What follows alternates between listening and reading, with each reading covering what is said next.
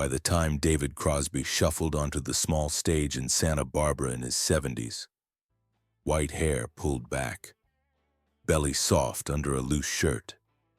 There were people in the room who had once chanted his name with hundreds of thousands of others in muddy fields. Now they sat in decent seats instead of on damp grass, ordered wine at intermission instead of sneaking bottles in under jackets, and pretended not to notice their own knees when they climbed the aisles. Crosby squinted into the lights, tuned a battered acoustic in an open, impossible-to-name tuning. And when he hit the first chord, the air in the room changed. Two younger musicians on either side of him slipped above and below his line. And for a second, just long enough for a murmur to go through the crowd, it was there again. That impossible three-part thing he had helped invent. The sense that three human throats could behave like one thinking organism. He let the chord hang, smiled a lopsided smile into the darkness, and said, very plainly, "I was impossible to work with. I'm not proud of who I was." The audience laughed the defensive laugh people use when someone offers a confession that is too sharp to hold. Crosby grimaced, half amused, half annoyed. He had spent a lifetime knowing exactly when a harmony was wrong, exactly which chord was lazy, exactly which note in someone else's line was betraying the song. He had never learned, not when it would have mattered, the quieter art that might have saved his bands and many of his friendships, the art of shutting up at the one moment when he was, in fact, right.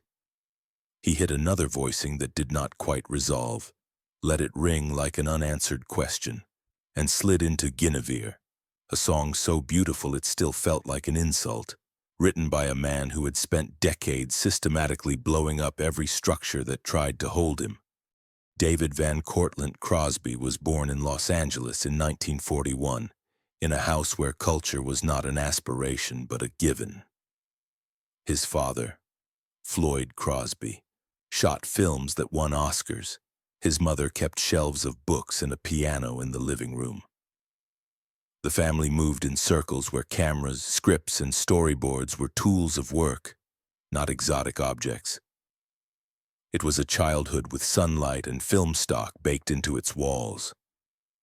Santa Barbara beaches and studio lots, screenings and dinner conversations where adults dissected framing, light, the cut between scenes. From his father, he learned something that would later become dangerous in a different medium. That where you place the frame changes the entire story. Floyd would talk about moving the camera 2 feet to the left and suddenly turning a flat scene into something charged. About shadows that told you more than faces. About the difference between watching and seeing. Young David absorbed the idea that there was always a more interesting angle, a more honest shot, and that it was the job of the artist to insist on it. From the world around him, he absorbed something else, that his own perception mattered. Books encouraged him to question. Teachers tolerated argument from the bright, charming boy, and the family name opened doors in rooms where most kids his age would never even see the hallway. He did not grow up hungry in any physical sense. He grew up in a different kind of scarcity, a scarcity of limits. Rules were suggestions. Authority was negotiable. The assumption, quietly reinforced again and again, was that if he thought something, it deserved to be heard. School itself could not compete. He drifted through classes, flunked where he should have passed, bristled whenever he felt condescended to. What stuck was not algebra or Latin, but music. Jazz records spun on adult turntables. Miles, Coltrane, Mingus. Folk songs drifted through college townhouses. The Kingston Trio and the Weavers showed what close harmony could do. Crosby's ear locked not on the obvious things, the lead line, the flashy solo, but on the spaces between voices. He could hear, almost physically, the way a third above or a seventh below changed the emotional temperature of a chord. When two singers were almost, but not quite, in tune with each other. It made him flinch. When they locked, it felt to him like a kind of temporary truth. He did a brief, unhappy stint in drama school, authority graded there too. He wandered into the early 60s coffeehouse scene in Los Angeles less as a plan and more because it was one of the few places where his combination of politics, opinions, and musical ear could feel like an asset instead of a disciplinary problem. In those dark, smoky rooms, he found a language that mixed chords and arguments in equal measure. You could sing a protest song and then argue its finer points for an hour afterwards. You could reharmonize Amazing Grace and then explain, uninvited, why other people's versions were harmonically lazy. It was there he crossed paths with Jim McGuinn, soon Roger, and Gene Clark. McGuinn brought a Rickenbacker 12-string and a meticulous streak. Clark had a haunted voice and a gift for melody. Crosby brought a flexible tenor, odd tunings, chords stolen half understood from jazz, and a restless need to push everything one step further than anyone else thought reasonable. When they plugged Dylan's Mr. Tambourine Man into amplifiers for the first time in a cramped rehearsal room, it was McGuinn's jangle on the 12-string that caught the radio's ear. But it was Crosby standing between the lines, hearing how to stack voices over that jangle so that the chorus sounded less like a pop hook and more like the horizon opening. The Byrds hit faster than anyone was ready for. One minute they were arguing over arrangements in a dingy room. The next they were the American Beatles in headline shorthand, on television miming along to their own recording. The surface looked like a clean story. 5 mop-topped guys, electrifying folk, catching a wave. Underneath, the ecosystem was already unstable. Crosby's ear was a gift, but it came welded to a personality that had no idea how to live in a group. He heard every mistake. He could not hear it. If someone sang flat, he winced. If McGuinn played what he considered a square chord, he said so, sometimes in the studio, sometimes in front of other people. When he brought in 8 Miles High, with its Coltrane-inspired lines and chords that wandered through modes most pop bands didn't even know the names of, he knew he was ahead of the curve. He expected everyone else to keep up. When they hesitated, about radio, about drugs, about how far out they could go without losing the audience, he took hesitation as betrayal. He also had opinions about everything else. Vietnam, the assassination of Kennedy, the lies of politicians and priests. At Monterey Pop, he lectured the crowd about political conspiracy between songs, ranted about Dallas in a setting where his bandmates just wanted to get through the set. In interviews, he talked too freely, not just about social issues, but about his own band's internal tensions. The same fuse that made him refuse musical compromise made him incapable of understanding why anyone might need him to shut up. At first, the band tolerated it as the cost of doing business with someone obviously gifted. Then the cost rose. Gene Clark, fragile and overworked, left. The remaining members tired of Crosby's monologues, his insistence on putting songs like Triad, a frank, polyamory-themed piece, on records they weren't prepared to defend. He saw their reluctance as cowardice. They saw his insistence as arrogance. When they finally fired him in 1967, the scene did not play out like a rock biopic tantrum. There was no televised walkout. There were conversations, a line drawn, an understanding that for the band to function at all, one particular source of energy had to be removed. From Crosby's point of view, the decision looked insane. They were sacking the guy who kept pushing them to be better. From theirs, it looked like the only way to keep the machine from shaking itself apart. This is where his tragedy crystallizes. The problem with David Crosby was almost never that he was wrong about art. The problem was that he was often right too early, said it too loudly, and had no instinct for when the truth delivered without mercy would blow up the only structures keeping him and everyone around him from falling, fired, stung, full of unspent ideas. He drifted up into Laurel Canyon, the hillside laboratory where 1960s Los Angeles experimented on itself. Houses perched above the city like half-finished thoughts. Guitars leaned in every corner. Joni Mitchell wrote songs in one house, Jackson Browne in another. Cass Elliot threw parties that lasted until anyone still awake had to go to work or go on stage. It was a village of people convinced that songs could do more than entertain, that they could rewire consciousness. Crosby fit too well. He had been confirmed as both brilliant and unmanageable. Laurel Canyon rewarded both qualities. He floated through living rooms, harmonizing on other people's songs, offering unsolicited chord changes, sometimes lifting them, sometimes hijacking them. He brought with him not just his talent but the conviction, hardened now by what he saw as unjust exile from the Byrds, that other people's reluctance was proof of their smallness.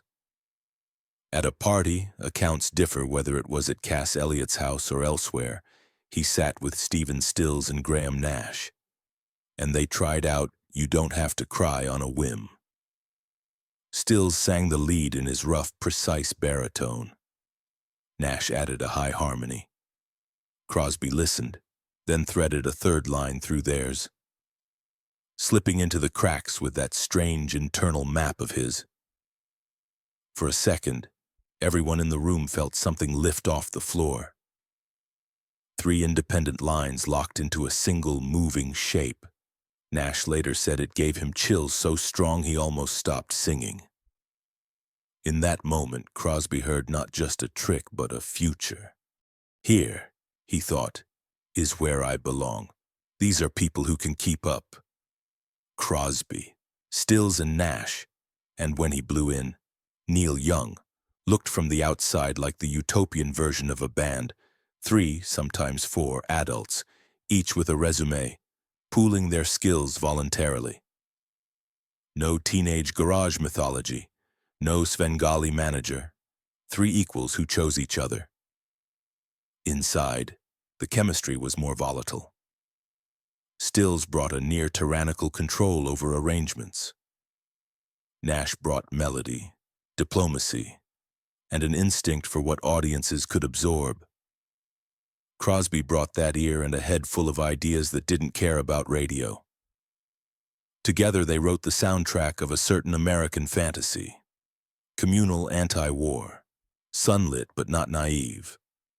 Their harmonies on Sweet, Judy Blue Eyes, Helplessly Hoping, Wooden Ships, Teach Your Children. Ohio became the sound of a generation trying to explain itself to itself. And again, the same loop. He was invaluable, and he was intolerable. He rejected songs he thought beneath the standard without much tact. He advocated for his own complex pieces. Guinevere, Déjà Vu, with a fervor that ran over other people's needs.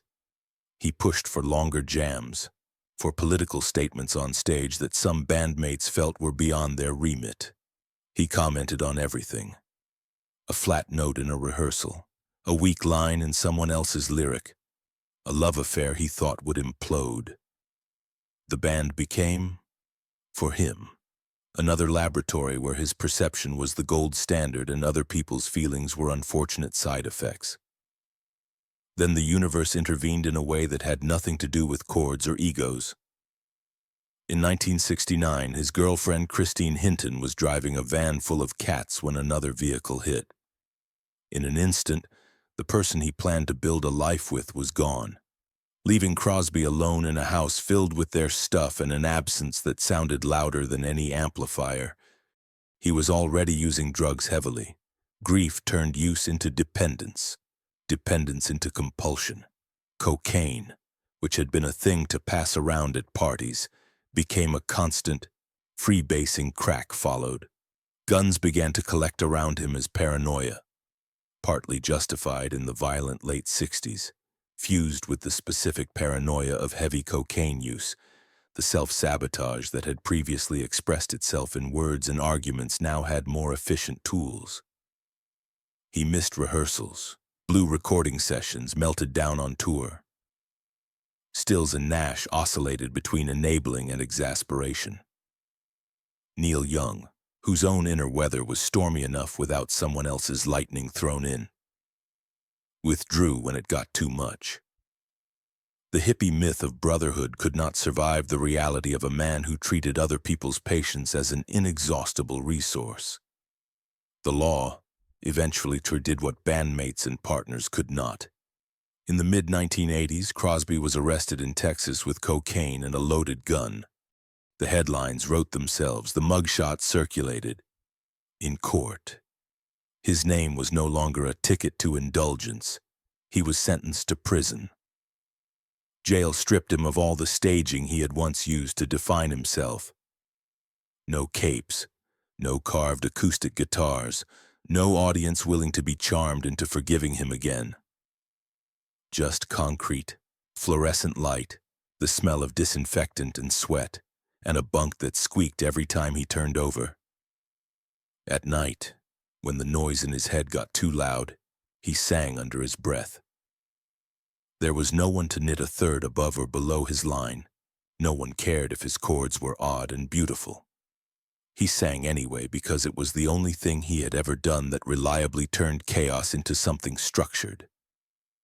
In those moments, alone in a cell, the gap between the stories he told about himself, outlaw, truth-teller, harmony genius, and the reality of a middle-aged man in prison for drugs and guns was impossible to ignore. Later, he would say that jail probably saved his life. It forced him to stop long enough for his body to withdraw and his brain to catch up. But salvation, in his case, did not come with a clean slate. He emerged sober enough to function, but with bridges burned almost beyond repair. The 1990s offered him a strange mixture of grace and indictment. On one hand, his songwriting and reputation bought him access to medical care most people in his position never see. Years of abuse had turned his liver into scar tissue. A transplant in 1994, controversial in the press, whispered about by people who wondered why a rich rock star should get a second liver while ordinary people died waiting. Gave him literally more time. He lay on a hospital bed, tubes everywhere, knowing that if this operation failed, there would be no encore. He also knew that he was only in that bed because nurses and surgeons weighed his fame and potential for social value alongside his medical charts. It was an uncomfortable truth for a man who had always loudly despised privilege even as he benefited from it. He talked about it openly later, grateful, aware of the optics, embarrassed by the fact that his own bad choices had put him there. "If I hadn't changed, I'd be dead," he said. The implication was obvious. This time, he believed that survival required more than just not using. It required a different relationship to his own certainty. Change, for David Crosby, did not look like saintliness. It looked like partial restraint. He married Jan Dance, who had been with him through much of the chaos. He tried to show up for family in ways he had not before. He became, unexpectedly, part of another family's story when Melissa Etheridge and Julie Cypher revealed that Crosby had been their sperm donor, making him a biological father in a way that played out in the public eye and complicated his own sense of legacy. Musically, he made a record alone, "If I Could Only Remember My Name," that initially baffled critics. Its loose, drifting atmospheres, its wordless sections, its choir of friends and ghosts felt at the time like the sound of a man wandering. Decades later, younger musicians would cite it as an influence, picking up on its willingness to sit in unresolved chords and let mood do the work. What surprised almost everyone was what happened even later. In his 70s, when most of his contemporaries were touring on nostalgia and complaining about streaming royalties, Crosby went on a creative run, working with younger collaborators, Michael League, snarky puppy players. James Raymond, the son he had given up and later reconnected with. He released Cross, 2014. Lighthouse, 2016. Sky Trails, 2017. Here If You Listen, 2018. For Free, 2021. The albums came close together, full of complex chords, restless melodies, and lyrics that sounded like a man arguing with his own past. In What's Broken, from Cross. His voice, older, rougher, still nimble, moves through shifts under lyrics that refuse to sentimentalize regret. The chords refuse to resolve where a less stubborn writer would let them. They hover between solace and unease. It is as if he is revisiting the young man who wrote Déjà Vu, but with fewer illusions about how many chances life gives you to get a pattern right. On stage, between songs, he kept talking. He could not help himself. The difference was that now, more often, the sharpest barbs were aimed at himself. He told stories about blowing up the Byrds, about treating Stills and Nash badly, about walking into prison thinking some invisible cosmic backstage pass would get him out of real consequences. The laughs he got from audiences were complicated laughs, part amusement, part discomfort, part recognition. He was not suddenly safe. On Twitter, a technology made for people who think in hot takes and gut reactions, he found a new stage. He used it as he had always used microphones, to enthuse about things he loved and to slag off things he didn't. He praised young artists, answered fans directly, and dropped opinions that reignited old fights. A single careless remark about Neil Young's partner, Daryl Hannah, tore open whatever scar tissue had formed over that relationship. Neil walked away for good, even late in life. Crosby seemed unable to resist saying the thing he thought, even when the cost was obvious and avoidable. This is the loop his life never quite escaped. He had a near-perfect ear for dissonance, musical and moral. He could hear immediately when something, or someone, was out of tune with what he thought the song, the band, the politics, demanded.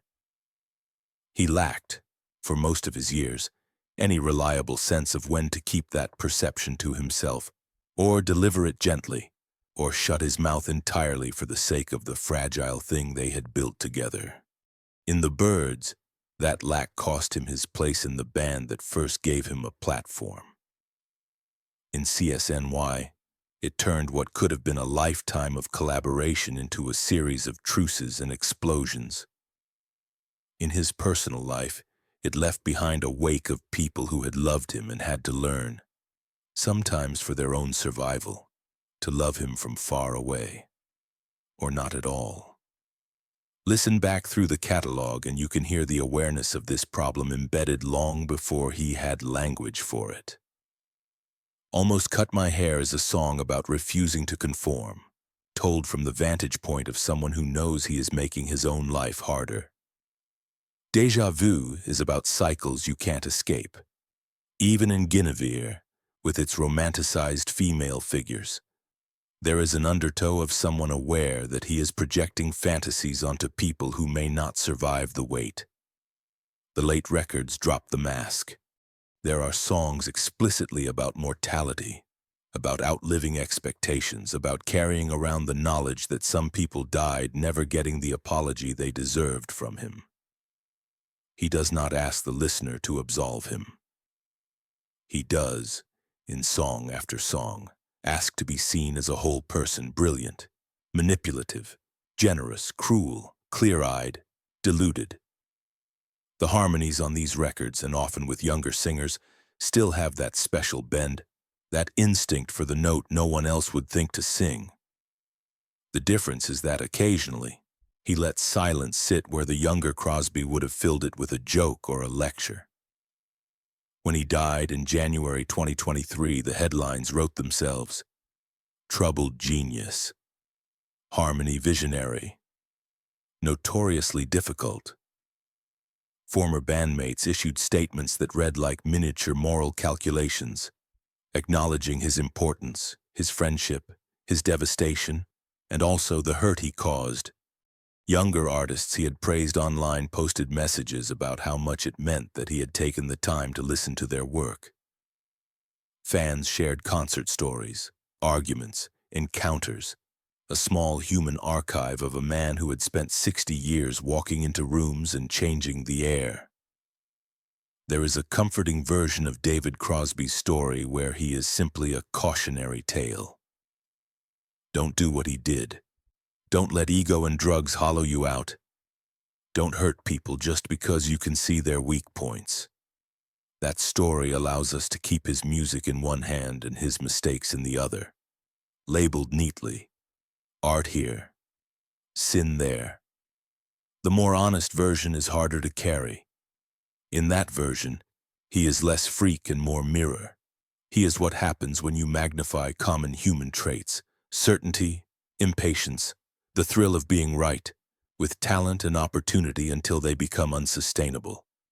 He is what happens when a culture decides it wants people who will speak hard truths, and then recoils at the mess that truth-telling makes in real relationships. He saw a great deal earlier than many around him.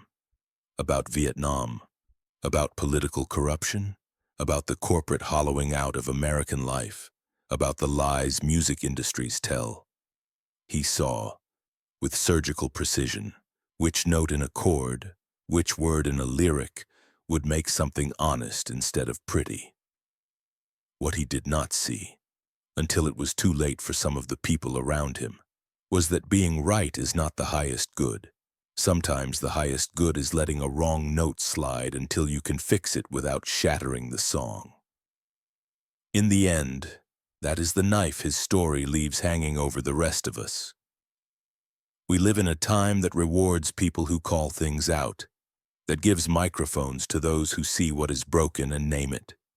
We also live in a time where relationships are fragile, attention is short, and every harsh sentence lingers forever in screenshots.